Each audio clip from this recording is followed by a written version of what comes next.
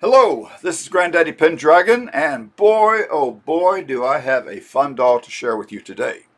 We are going all the way back to Living Dead Dolls, series number 2. Yeah, series number 2. And the doll that we're going to be looking at is named Lou Sapphire.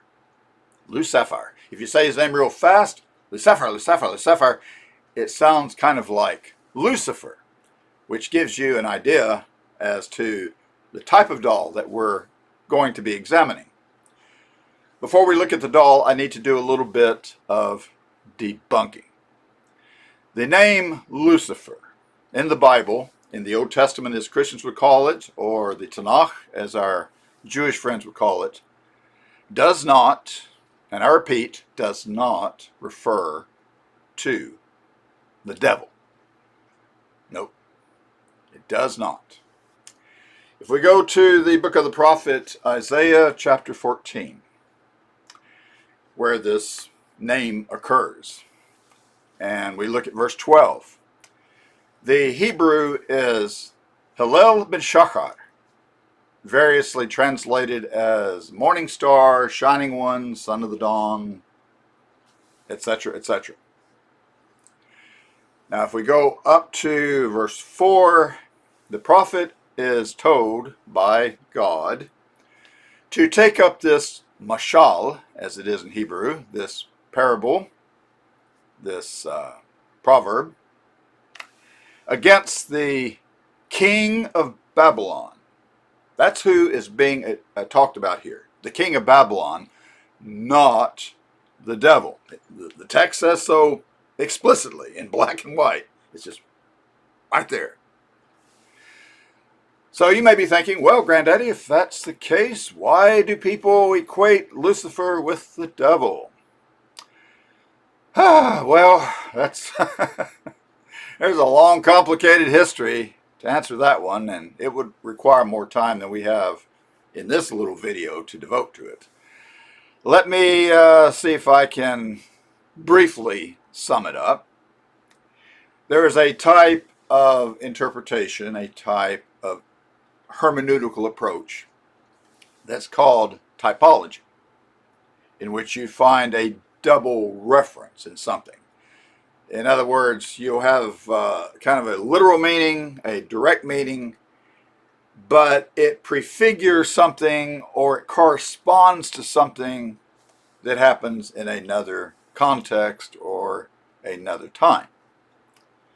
And this is why, when a lot of people would read this particular chapter, and especially when they look at the lofty language that's used, they go, well, obviously this can't be talking about just the king of Babylon. This must be talking about the fall of Satan, which I would say is nonsense. There is no mention of the devil here at all. In fact, if you go to the Reformation, famous scholars like John Calvin and Martin Luther were asked, does this refer to the devil? And they said, no, it does not. You have the same sort of thing with the serpent in the Garden of Eden. If you go to Genesis chapter 3, people say, well, it was the devil that tempted Eve and calls her to eat the forbidden fruit and all of that. But if you go to the actual text in verse 1, it says, now the serpent was the most cunning of the wild animals. The serpent is understood not as the devil, not as a spirit or supernatural force, but as a snake, an animal. And that's it. Now, as the centuries continued to roll on, people, of course, equated the snake with the prince of darkness, with the Satan. But exegetically speaking, that doesn't hold water. You can say, well, the serpent or the king of Babylon is kind of analogous to the devil. That's fine, I suppose. But to say, no, this is talking about the devil in either reference, no, it's not. Well, enough of that. Let's look now at the doll. Here is Lou Sapphire. And as you can see, he is indeed a little devil. Very nice looking doll.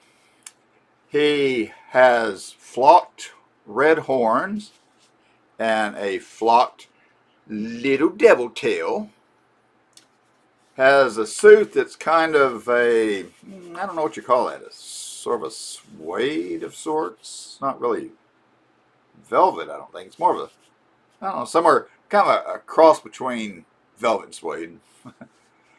I don't know my materials all that well. I'm not a seamster. And he has these red and black shoes. Very stylish looking doll. He is a devil about town. Has the little red handkerchief folded in his pocket. He's got a red shirt, a black tie. The coat is held together by snaps, interestingly enough. Not by Velcro, but by actual snaps.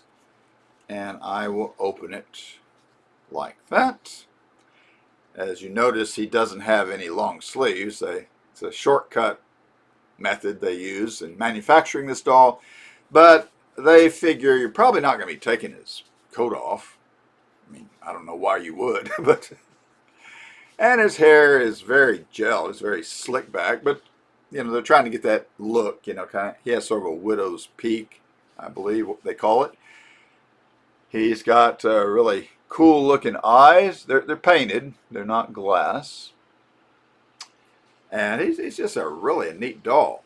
One thing that is very interesting about him and that sets him apart also from other dolls is he is a doll that has a ring. I'm trying to see how I could position this in the camera. It's a little bit hard because it's small. I don't know if you, there, that's better, I guess. You see on his last finger there, he's got a red ring on. So yeah, he's really, like I said, he's a very stylish doll. Plus, he comes with a walking stick or a staff that has a demon skull on it with jeweled eyes. How cool is that, I ask you?